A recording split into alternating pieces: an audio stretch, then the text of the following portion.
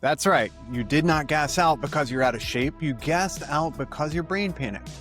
And yes, if you're over 40 and training jiu-jitsu, that might be the most important distinction anybody has ever shared with you about your training. Look, I'm 47. I've been grappling for almost a decade, and I've spent a serious amount of time studying breathwork, mainly for surfing and for water safety.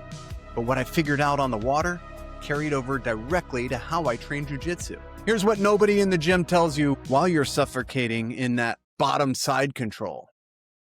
It's not an oxygen problem. That's a CO2 alarm. And once you understand that, you train specifically for it. And then the mats change completely. I'm not exaggerating when I say this work has been absolutely foundational to everything I've been able to do in my jiu-jitsu journey. As a midlife practitioner, my performance, my recovery, the recovery between sessions, the consistency on the mat, I genuinely do not think I'd be training the way I am without breath work. So stay with me. This one's for the 40 over grappler who wants to actually understand what's happening and to do something about that. Okay, so here's the foundational thing. Your respiratory drive, the thing that triggers the urgent need to breathe, is controlled by CO2 buildup, not by low oxygen. Your body usually has plenty of oxygen. What it's hypersensitive to is carbon dioxide. And in jiu-jitsu, especially for those of us training after 40, CO2 spikes faster under physical and psychological pressure. Someone puts a knee on belly, or they slam you hard, or maybe even an upper belt has you in like a tight crossface. Your CO2 rises, your brainstem reads that as a threat, and the alarm, the internal alarm goes off. Your mouth drops open and you start gasping. And the thing is, that's not a fitness failure. It's a tolerance failure. Your body is not used to sitting with elevated CO2 calmly. And that is a trainable thing. That's exactly what we're going to get into. Here's the cruel irony for every jiu-jitsu practitioner over 40. You've been told just work on your cardio. Breathing faster, however, doesn't actually get oxygen to your muscles. The Bohr effect says CO2 is the trigger that releases oxygen from your blood into your tissue. Yes, this has been understood since 1904. Christian Bohr figured out that hemoglobin holds on to oxygen tightly until CO2 tells it to let go. So when you hyperventilate under heavy pressure, you exhale CO2 too aggressively. Your hemoglobin grips its oxygen and your muscles are running on empty with a full tank. You're struggling to a physiological misunderstanding, not necessarily to the better grappler. Mouth breathing under stress locks you in sympathetic overdrive, fight or flight. So cortisol is flooding in, your heart rate has spiked, and then you're staying there. Your game absolutely deteriorates because your nervous system is in survival mode, not in problem solving mode. Nasal breathing is the off-ramp. It slows your breath rate, activates nitric oxide production in your sinuses, which dilates blood vessels and improves oxygen uptake. And it signals your parasympathetic nervous system that you're okay. You're not dying. You're just in a tough spot. And there's a difference between those two things. For us, those guys over 40 who are doing jiu-jitsu, we do not recover like we did at 25. This is not a marginal gain. This is foundational. Every breath through your nose during a hard roll is a vote for staying in the game. Every mouth breath under pressure is a vote for cortisol, lower recovery, and more days off. All right, so how do we actually build this?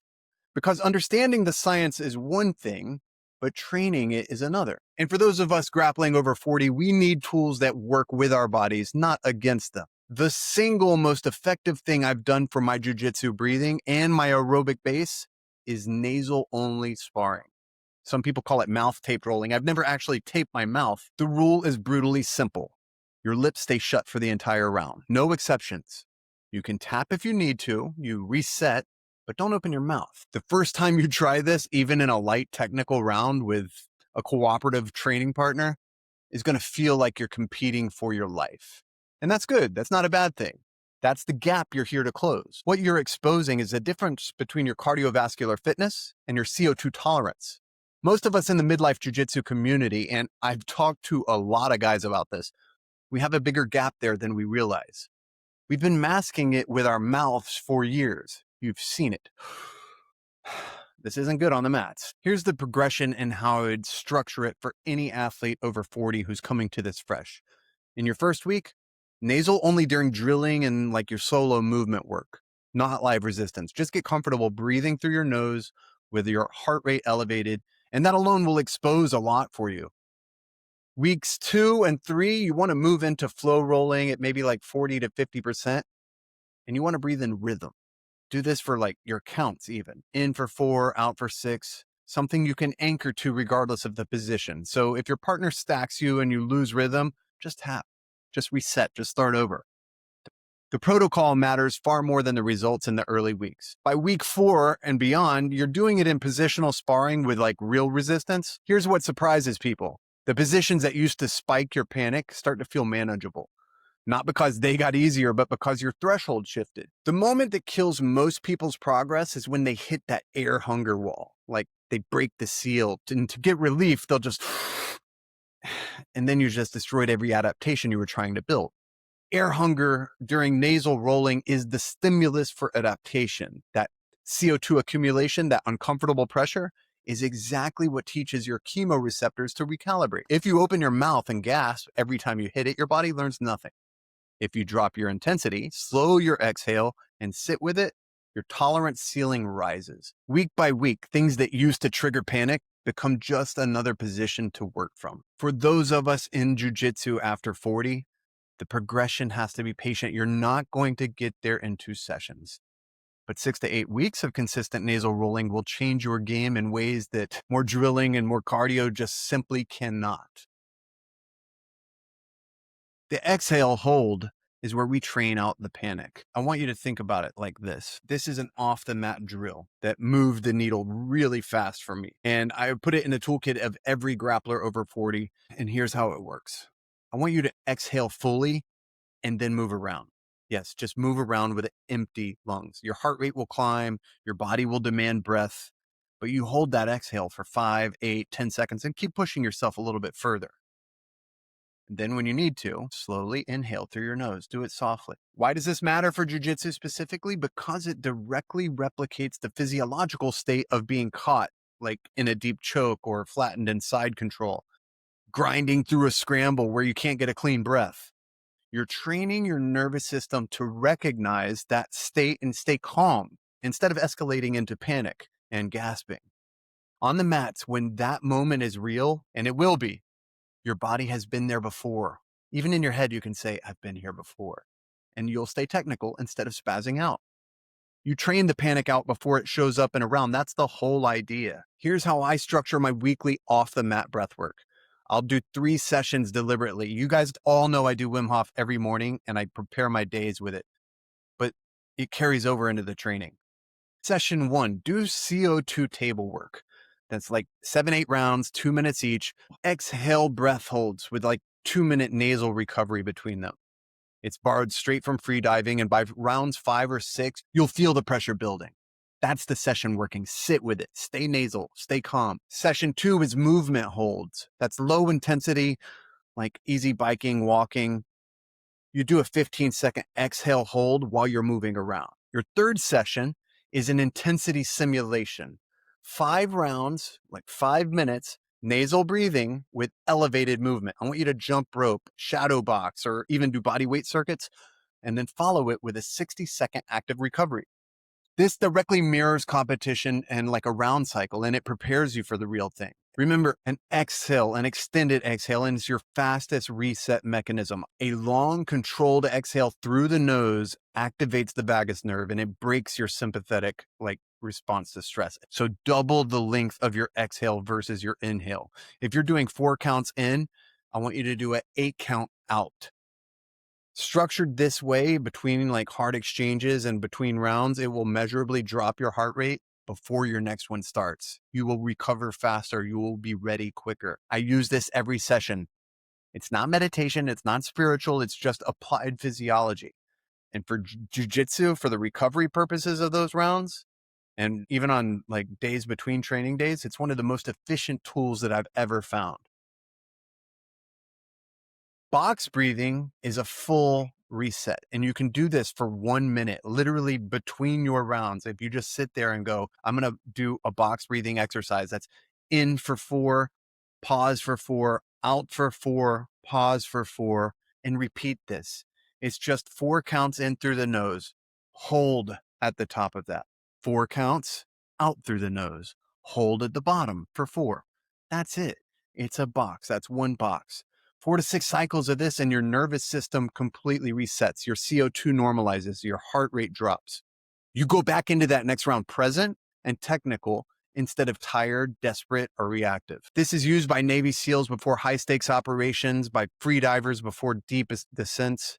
It's used by anybody who needs to perform under pressure with a calm, clear head. It works because the hold phases allow CO2 and oxygen to equilibrate. And the structure that this gives your nervous system is something predictable to anchor to in the middle of chaos. For us in the Jiu Jitsu After 40 world, this is especially powerful because our rest to work ratio and our recovery window are tighter than the younger guys. We cannot afford to blow it between rounds with passive gasping when box breathing is how you can earn that round back and start fresh. Here's something that shifted exactly how I think about breathing as a midlife jiu-jitsu athlete. Your diaphragm sits adjacent to the vagus nerve, the main trunk of your parasympathetic nervous system. Full diaphragmatic breathing, like belly out on the inhale, ribs expanding, it literally stimulates the vagus nerve mechanically with each breath cycle. This is not a metaphor. This is anatomy. What this means? Shallow chest breathers stay in a low-grade stress state during and after training. Deep diaphragmatic breathers are actively stimulating recovery with every single breath. For those of us doing grappling over 40, where that blown out feeling after a hard session sticks around longer than it used to, this is free recovery. You're massaging your own nervous system back into a parasympathetic state just by breathing this way, by the way your body was designed to. There's a tactical bonus that nobody talks about in this community. And I want you to understand, when you're nasal dominant and you're composed, you can read the room. You can read your training partner. A gas training partner or an opponent in a competition shows it well before they even feel it themselves. Their mouth will be cranked open. Their eyes will be a little glassy. These are CO2 overload signals. Their decision-making is degrading. They're reactive. If you're still nasal, still thinking, still technical, still present in that moment, you have a real edge. Not a physical one, a psychological and a strategic one. Patience wins on the mats. Nasal dominance gives you access to patience.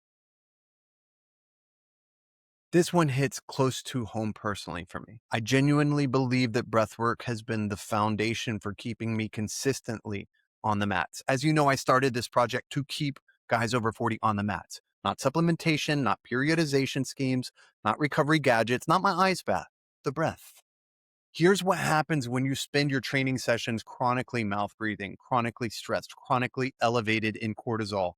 You accumulate systemic inflammation faster than you can clear it. Inflammation is the enemy of every single thing we care about in midlife jiu-jitsu.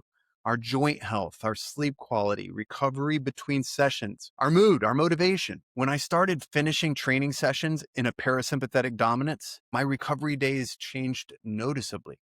I was less sore. I slept better. I came back to the next session less depleted. The training load didn't decrease. My ability to absorb it improved. And I attribute a huge chunk of that to breath. This isn't biohacking. This isn't wellness content. This is applied physiology that directly determines whether you are on the mats next year or you're sitting on the sideline wondering what happened. The number one reason grapplers over 40 disappear from the mats is not the acute injury. It's accumulated overtraining that never fully resolves. You feel beat up all the time. Your enthusiasm tanks. You miss one session, then you miss a week, then a month, then you're done. You're not even sure exactly when that happened. Cortisol mismanagement is at the center of that cycle. And breathing, specifically how you breathe during training and in recovery, is the primary lever. Every session where you spend significant time in sympathetic overdrive adds to your debt.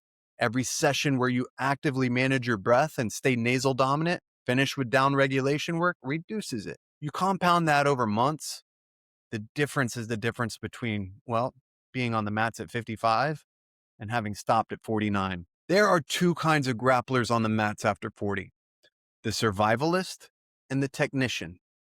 Breathing is the difference between them. The survivalist is reactive. They're in panic mode half the time. Every hard round costs 2 or 3 days of recovery. They're fighting their own nervous system as much as they're fighting a training partner. The technician, however, is composed, not because they're more athletic, often they're not, but because they've built physiological infrastructure that lets their technique show up under pressure. They're calm when everyone else isn't. They're waiting when everyone else is rushing. And they're still on the mats. I've rolled with guys in their 50s and 60s who are technically devastating. Not stronger, not faster, but composed. They're breathing, thinking, and just waiting patiently for the moment. And I know exactly what separates them from the guys who burned out. It's not the talent, it's not the athleticism, it's the foundational work that never makes it onto a highlight reel. Breath work is that work. And if you're serious about jiu-jitsu after 40, about actually staying in it for the long game, trust me, this is where you start. 3 things you can start this week. Here's what I want every BJJ over 40 athlete watching this to walk away with. 3 things. 1, your next rolling session, I want you to commit to nasal only for at least 1 full round. Not every round, just 1 full round. Close your lips, no matter what. If you need to tap, tap. But do not break the seal. That single round will show you the gap, and knowing the gap is where the work starts. 2, add exhale holds to your warm-up. 3 sets, maybe 8 to 10 seconds each. Active movement on an empty exhale. Do it before you even step on the mat, or do it while you're warming up. It will prime your CO2 tolerance before the round starts. You will feel the difference in how that first exchange feels, I promise. 3, end every single training session with box breathing, at least a minute. It's a non-negotiable. So 4 in, 4 hold, 4 out, 4 hold. Do it sitting on the mat after your last roll. You watch how your training days change over the next 30 days. I'm not guessing on this. I know it. I've lived it. You're already doing the hard part. You're here on the mats after 40 years old when most people aren't. Now, breathe like you're meant to stay here.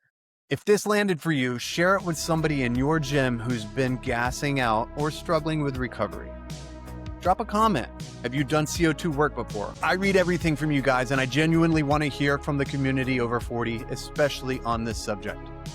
Remember, subscribe if you want more content aimed at the midlife jiu-jitsu athlete, training smart, staying healthy, staying on the mats, and I'll see you in the next one. Remember, be hard to kill in midlife. Thanks for watching today's episode, and as always, go to Lineage Provisions for 15% off of the best protein from regenerative agriculture, and you know my personal favorite, Lineage Provisions. 15% off, code JoshButton. You guys enjoy. Have a great day.